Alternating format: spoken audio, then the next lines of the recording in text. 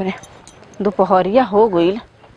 आई हो मरद न पता नहीं कि कहाँ बन कहाँ नहीं खन पता ठिकान लगबे ना करला इनकर कि कहाँ रहलन कहाँ ना रहलन कोनो काम में काज के लायक है नहीं खन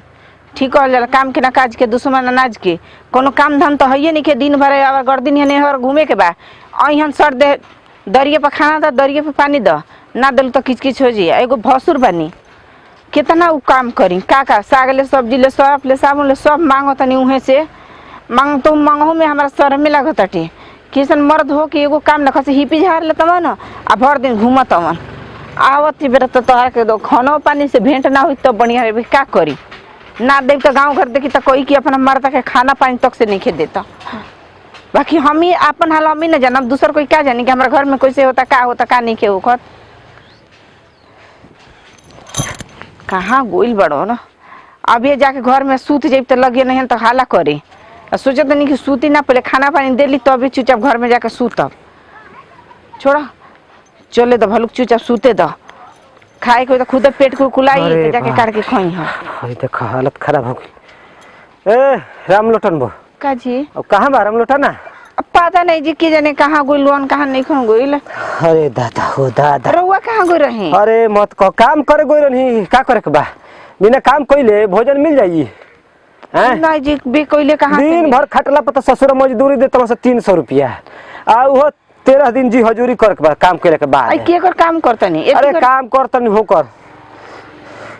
का त ना हो का नो हो निमने ना हो भुला जे न कबो कबो नौवा हो और ढिकला के ढिकला के काम कर दे लूक बाटे हां तो गजब हो इंसान बा ससुर जैसा नाम बा वैसने काम बा बताओ ओकर जहे से काम धइले बइनो इतना गर्मी होता मत कह तरहुआ के 300 रुपया देता हो ना तो कितना दिन सन मजदूरी उतना ना चलता हाउ चिरांगना के 400 पर मजदूरी चलावता हन जा तू आधा कारीगर हो अभी हम हेल्प फराई न करतनी खाली हम सीमेंटे बालू बनाई ना और कुछ करी ना आ वो तो अपन लेके करनी मसाला फेटेला पानी पूछा तलू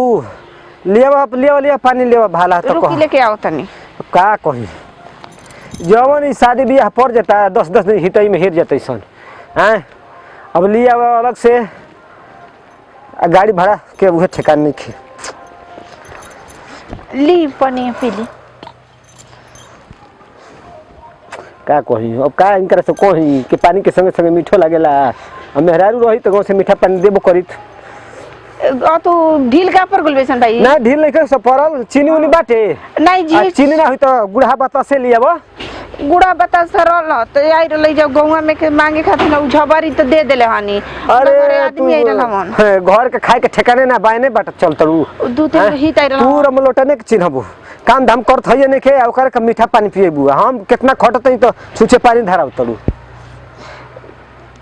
चादी लिया के रख देम ज्यादा तार बाप भाई यहां से तो एक गोड़ पर खड़ा रहबू दौड़ के प्लेट में मार बतासा से लेके चीनी तक बिस्कुट नमकीन लेके गाज देबू तो बाबू के रोज आवे के बाटे कि ओहिन 6 महीना पर 1 महीना पर 2 महीना पर घर के आदमी इतना खट के आवत न तो छुछे पानी पीबू आ तार बाप भाई यहां से तो मार नमकीन बिस्कुट लेके खिएबू हैं ठीके कहल जाला जितना बाप भाई के सेवा करनी सब मेहरारू न अब उतना घर के परिवार के सेवा ऐसन कोनो बात नहीं कि रउआ के लेके अब ऐसन काहे का ना बात बाटे जना तक मल जुठा लोटा लेके आइल बड़ू के मौजूद रहू धोले नहीं खूब एही तरह पानी दे जा सरफ ना रहला तो ऐसे चिकन नहीं के मजा आइल तारा के नहाए धोए के सरफ मिल जाता लोटा मजे के सरफे नहीं के मिलत बहाना करत नहीं रहला तो साड़ी फिच हट नहीं रहल हई पानी हो जदी सरफ किन के लेके आइबो हई बताओ त हई कुल मन वही तरह लागल बाटे बढ़िया से हम ना जानतो नहीं कि एकदम नजर के फुहरे बड़ू न तो हम बियाह हो ना करवले रहती अपन भाई के ई नहीं कि कहत के दिन भर अकेले काम करतडू तो यही तरह मारे जूठा काठ माज के ध दे दिन भर काट मजा ले बनी कि वो मजा तनी ओ सारावा कटत ट्रेन वो सारावा कटता कि तार दिमागवा कटल जाता दिन पर दिन पागल आई रहत रू तना न हम अपना बड़े से परेशान बन न त भसुर के इतना बात ना सुनती अब लागत न कि कुल मैल अलगा बिलगा करवा दे एक परी कार वो कुछ कहत नहीं क्या जाइत नहीं एक में के झंझट आज भैया कुछ कहत नहीं हम तारे के कुछ कहब हमर मुंह बा कहे लायक हैं का बाबा के मुंह लगबो कुल उल्टे दोसिया लगा दियो सो जेकरा ना बोली बोले को बोले लगी कि वो संग झगड़ा करता एकर से बढ़िया बकी अपन कमा खा पर रह पीले मिठाई मंगावो तनी कोई घर का करत आइलन अब तो घर हूं दुआरे ना बैठत बका